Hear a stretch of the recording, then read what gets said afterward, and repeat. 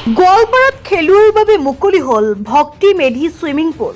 DN Sinha ষ্টেডিয়ামত নিৰ্মাণ সম্পূৰ্ণ হোৱা ভক্তি মেধি সুইমিং পুলটো আজি খেলুৱৈসকলৰ বাবে মুকলি কৰা হয়। আগিয়াত মুখ্যমন্ত্ৰী ডক্টৰ হিমন্ত বিশ্ব শৰ্মাই ভাৰ্চুৱেলভাৱে উদ্বোধন কৰাৰ পিছত গোৱালপাৰা জিলা ক্ৰীড়া সন্থাৰ সম্পাদক আব্দুৰ ৰহিম জিব্ৰানে পুলটো ব্যৱহাৰৰ বাবে মুকলি কৰে। প্ৰায় 8 কোটি টকা ব্যয়েৰে নিৰ্মিত এই পুলটোত অভিজ্ঞ প্ৰশিক্ষকৰ তত্বাৱধানত সাঁতোৰৰ প্ৰশিক্ষণ দিয়াৰ ব্যৱস্থা থাকিব। সম্পাদক জিব্ৰানে কয় যে এই সুবিধাই গোৱালপাৰাৰ খেল জগতত নতুন দিশ উন্মোচন কৰিব।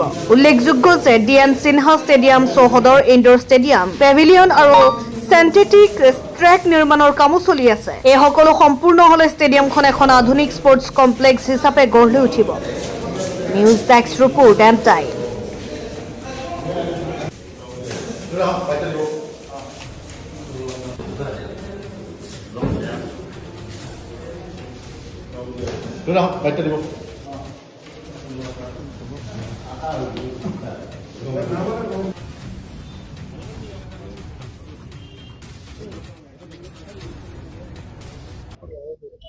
আপুনি যেহেতু জিলা ক্ৰীড়া সন্থাৰ সম্পাদক, অভাৱটো পূৰণ হ'ল চৰকাৰৰ সদিচ্ছা আৰু তেওঁলোকে চৰকাৰখনে আচলতে ক্ৰীড়া ক্ষেত্ৰত অসমত এক আমূল পৰিৱৰ্তনৰ এক পৰিকল্পনা লৈছিলে আৰু সেই পৰিকল্পনাৰ অংশীদাৰ আমি হৈছোঁ।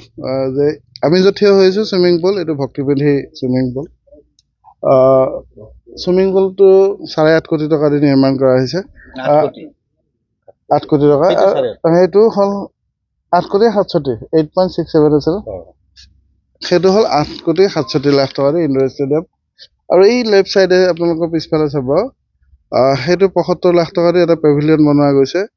আৰু এতিয়া আমি নিৰ্মাণ কৰি আছোঁ, সেই পইচাটো এতিয়া আমি চেংচন পোৱা নাই, হৈ যাব। 400 মিটাৰ চিন্থেটিক ট্ৰেক, সেইটো প্ৰায় 8 কোটি টকা হ'ব। আমি এটা বাজেট বনাইছোঁ তেনেকৈ। তো এই চিন্থেটিক ট্ৰেক হোৱাৰ পিছত, ফুটবল ষ্টেডিয়ামটো হোৱাৰ পিছত, এই গোটেইটো এটা পানী 90 লাখ টকা দি এটা পানী আঁচনি আৰম্ভ হৈছে। এটা কমপ্লিটলি এটা স্পৰ্টছ কমপ্লেক্স হৈ যাব। গোৱালপাৰাত এটা একেটা ফিল্ডত থকা, আমাৰ ইয়াত টোটেল 58 বিঘা মাটি আছে। এই 58 বিঘা মাটিৰ ভিতৰত গোটেই অল স্পৰ্টছ এক্টিভিটিজ ইয়াতে হ'ব। তো ধন্যবাদ অসম চৰকাৰলৈ, মাননীয় মুখ্যমন্ত্ৰী ডাঙৰীয়ালৈ, যে তেখেতে গোৱালপাৰা প্ৰতি সুদৃষ্টি দিছে আৰু গোৱালপাৰা ইয়াৰ সুফল পাই আছে।